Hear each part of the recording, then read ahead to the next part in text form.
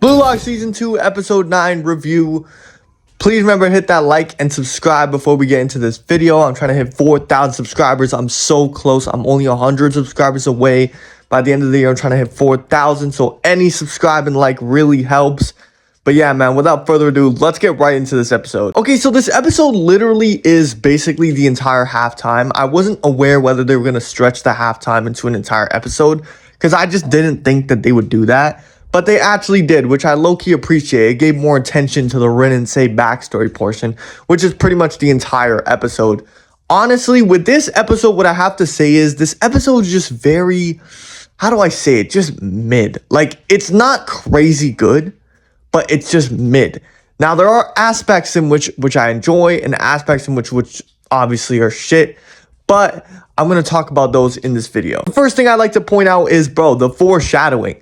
They are literally foreshadowing Rin stuff from the NEL that Rin reveals to us all the way back in his backstory, which hasn't been done in the manga. So I'm pretty glad that they're doing this, you know.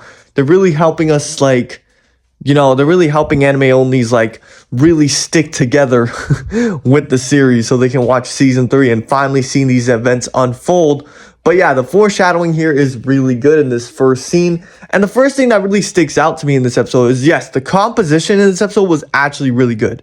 You might want to hate on the animation, but the compositing of the characters moving on the screen and shit, and the whole like sky and the effects and the snow, it was good in this episode. You cannot even tell me it wasn't. There was the scene where Isagi and Bachira's moms finally meet each other. Bro, I'm not even joking. This scene almost made me tear up. Like, dead ass. Like, bro, this shit was so emotional in the manga, and I feel like the anime did a great job of elevating the scene. Like, bro, Bachira's mom finally seeing Bachira play with someone and enjoy playing football so much. He's not lonely no more.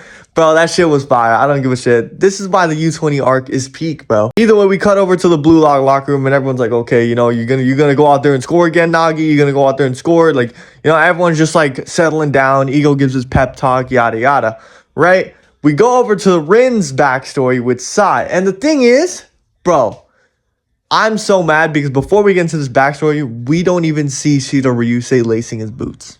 We don't see it, which I think is a huge problem because that is one of the most iconic panels in the entire show. And they didn't even adapt it, bro. Like, are you serious? Y'all not adapting the most iconic panels in the entire manga? For what? I hope you guys know, before I started Blue Lock, I seen that Shido panel way back then. Way back when the only coloring of that panel was like the one with purple wings. That's the only one I seen. And honestly, bro, I love that panel. I thought Shido was going to be my favorite character when I first read the manga and seen that panel, bro. I thought he was going to be my favorite character. So yeah, I'm pretty bummed out that they left that panel out. But then the rest of the backstory we basically get in the rest of the episode where Rin's just sitting outside. We get to see everything that happens between him and Sai. And honestly, I feel like the direction of this episode was good. The direction was pretty good. You know, the music choices, it was good. It filled its purpose. But what I mean by it just being mid is just like, I don't know, like something about this episode just didn't feel as enthralling as I was when I read the manga for this portion. Like, when I read the manga, I was super eager, and maybe it's because I already know what happened between the two. But when I read the manga, I was super duper eager to find out, like, oh, what happened between these two, yada yada. Like, you know what I mean? Maybe it's probably because I already seen it this time, but I just didn't get that feeling with the anime. I'm sorry. The anime, though, like I said before, did have crazy good compositing. Now, when they were saying in the leaks for this episode that, oh shit, the animation when Rin goes up against Sai is actually really good. No, it's not, bro. The animation is still majority slideshows throughout the entire backstory and when they play each other. So it's just like yeah, I guess there's minimum movement, but it feels like Sei's a robot. Like, whenever there is movement in this show, that's not the CGI foots and shit. They feel like robots. Like, oh, he's going to go right, now he's going to go left. You know what I mean? It's just so robotic. It doesn't feel like a real person dribbling. You know what I mean? But yeah, overall, I really feel like the backstory was directed pretty well. We got some good shots in there. The snow effects were really good. And yeah, overall, I feel like, you know what I'm saying, they didn't fumble this part of the story. They didn't fumble it. I feel like the biggest fumble they had in this episode was not adapting that Shido panel.